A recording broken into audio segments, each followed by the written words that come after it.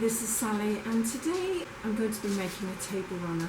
I'm actually doing it for a friend who has been doing an interior decorating job for another friend of hers. They actually had an existing table runner. I know that because it's actually got finished ends, which they used as a template. So when I measure this off, I'll be able to determine how big the new table runner has to be. So let's get on with it. If I measure the width, that is about 18 inches wide, and if I fold it in half like that and measure that, it's 30 inches, so it's 18 by 60 inches in total.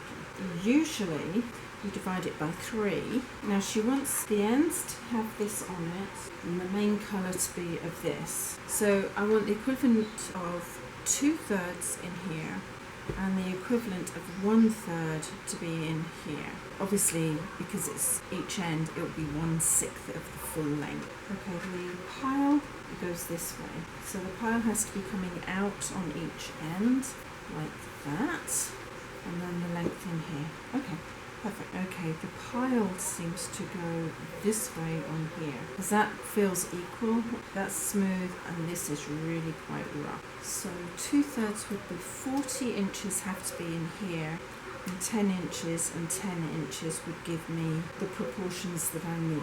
I'm going to cut this to 19 inches wide, which is there. I usually do one side one way and the other side the other, so that people can have a Easter and Christmas or winter and summer look in one unit. I've measured from here to here, which gives me 19 inches. I'm going to cut on down here. I can see the way the fabric was woven, so I can get quite a straight line without measuring. I'm going to cut all the way down to the other end. When I look at the fabric, it pulls round, which is where the selvage is. I'm going to cut the first inch off at the top here. It'll be straighter if I do it to the inside here, so I'm going to cut that all the way across. That would take the tight piece away. 2/3, which is 40 plus turning, so that's 41 inches. I've lined this end up. I'm going to mark 30 inches like that. Move that down. Here's my mark for 30 inches. Put that on there and measure up another 11 inches. There's my 11 inches there, and I'm going to cut off 15 inches from here down, and that should give me a straight line. It's easier to cut it from the short end. Now what I should have done was measure this first, and I didn't. I really didn't think about it. The width from here to the side here is about 9 inches, and I needed 11. So I'm going to take this part into the seam allowance, which still means I have to add a little bit. So I'm going to have a band of this, and then that blue along the edge here to make it up. And that will look fine. That might look quite pretty actually. Let's decide where the center pattern is. Take this as the center pattern. So I've got to cut it from here to here to be able to have this part in the center. So I'll cut 2 pieces. Now that I've got the 2 matching pieces, I don't want to have this much fabric under here, so I'm going to take this back to about here. That means that I get a very small seam allowance, which will be fine. I don't want it too big, seeing as I have to be rather creative. I don't know why I didn't measure it, because I took it for granted that that's what it was. And I'll take the same amount of this one here. I have pinned the fabric where I want it to go. Now I've pinned it like this instead of at a 45-degree angle. Actually, I can change that because not all of it has velvet on it, so I'm going to change that there. Make sure the 2 edges are together where the join is. This one here, if you want to, you can measure the halfway mark, but I don't think it's going to walk that much. So there's the 3rd one. The fabric underneath is a little bit more stretchy than the fabric on top, so I'm going to put the velvet on top and leave the chenille underneath. Line up the 2 outside edges like that, and then line the foot up. I'm going to run the inside gap, so not along the outside edge here, but where the foot is there, and I'm going to run that along where the selvage came in. So forward and back, and then forward. Pinch the middle there, pull both fabrics against each other and work towards the middle. Make sure the outside edge here of the 2 pieces is level, make it a little bit taut, and then pinch in the middle there. work your way to the side end here. Make it as even as possible. When you get to the end, forward and back. And repeat on the other side so it matches. Once you've got it in place like that, pop it back under and top stitch. Because I don't want this rucking up, I want this to lie as smoothly as possible. So again, I'm lining this just on the inside of this piece of the foot here, and I'm going to go all the way across so it holds in place. And I pull the top away just a little bit so that the seam edge here is nice and sharp. Otherwise it sometimes rucks up underneath and it'll look uneven. And do it all the way across to the end. And I'm going to make sure the other end matches too.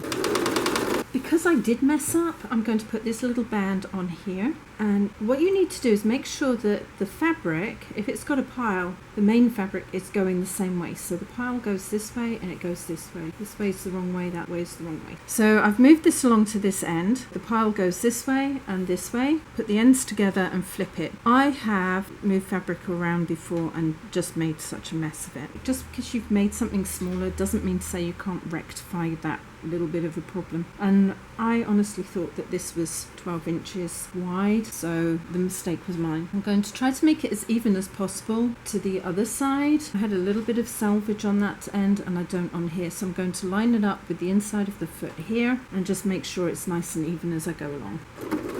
Hold my ends like that, find the middle, pull them against each other so they go in nice and evenly all the way up. I'm going to open it out like I did before. Make sure that the seam is going this way, and because the seam is so close to the edge here, I am going to have to split the difference and put my top stitch right on the edge just to hold it. It won't matter that it's slightly different both sides, nobody will ever know. Well, they would if it was me. I would look at it and go, somebody did something strange there. But for the majority of people, they'll never notice.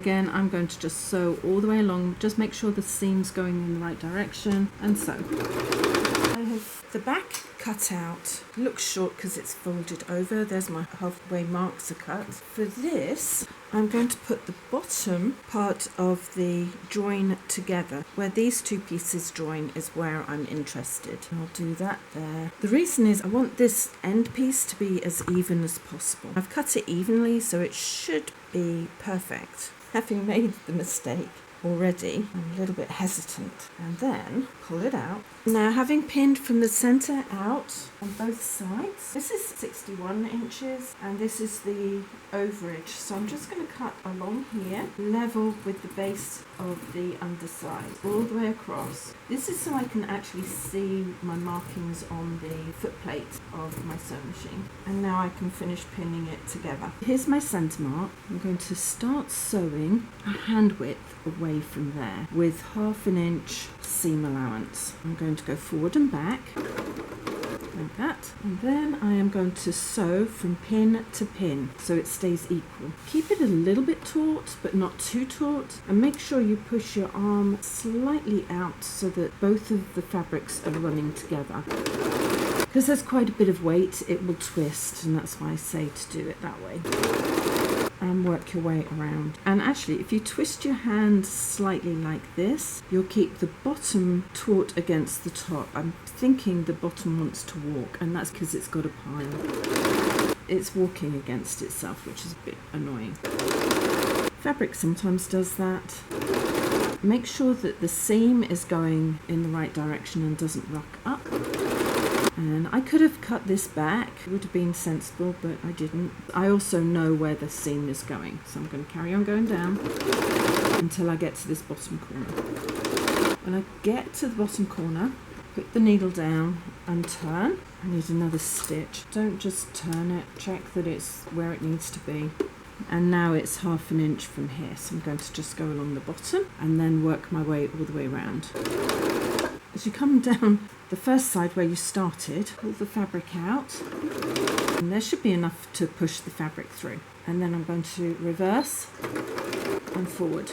I'm going to cut all 4 corners like this so that they'll make sharper corners than if I leave all the bulk there. Now this fabric walked so bad that I am undoing some of the stitching here, and I am pulling the lining underneath and the top fabric and just letting it move into place. And hopefully a few more of these stitches out and it will just go in nicely. Sometimes fabric does this to you, especially if it's got a pile. It will walk one way and cause all sorts of problems. Just bear that in mind. Sometimes you have to pull your work out 2 or 3 times before you get it right. That was the problem with this. Never mind, it will go in. Then all you have to do is pull the fabric through. Do one end at a time and it should come through quite nicely. You have to unravel it as you go, otherwise it gets a bit caught up. It just takes a little minute to pull everything through like this. Don't worry about the corners too much until you've got the whole item pulled the right way out. What I'm going to do is I'm going to start where the opening is here. Pop that under. I'm going to do it as close to the outside edge as I possibly can. And this just involves rolling the 2 fabrics together and sewing them. Top stitching solves many problems, and if it looks like the fabric's going to walk, push the fabric up towards where you're sewing from and it should go in evenly. Now I have wriggled the corner out so that it is as sharp as I can make it. I'm going to sew into the corner like that. Lift the foot, turn the fabric, make sure all that's either level or slightly further underneath, and then carry on sewing around. If you do it this way, it means you don't have to iron all of this out so that it's sharp. The sewing does that for you, so you save a little bit of time. So there's my corner. I'm just going to wriggle until it is as sharp as I can make it, and again I can sew into that corner knowing it won't roll, and then up the other side. Now I have noticed that these sides are slightly uneven. It's a bit of a shame, but that sometimes happens. I think it's really to do with the way that it was woven in, because I made the measurements correct to the back. Hopefully it's the same both ends and it won't be so much of a problem. Here's the opening that I need to close up, and this is why I like top stitching. So I'm going to come in to where I finished here, and then I'm going to pull both of these sides together like this, hold the opening under slightly like that, and just sew across. When you get to where you started, overstitch by about 1 inch and you're finished. Trim off the ends. Sometimes I've hand sewing them shut. I don't need to iron this to make it nice and sharp. It's already done, and I think that's a pretty good project. Nice and easy. Thank you for joining me on this little project. I'm actually quite pleased with it. It's the end with the extra trim on here, which kind of brings the 2 pieces together. I hope my friend's friend is pleased with it. It's a really nice way of using up scrap fabric, because both pieces were left over from other projects. It just draws a room together. If you'd like to hear more from me, please subscribe, hit the bell button. A few thumbs up would be absolutely brilliant. And in the meantime, take care. See you later. Ciao.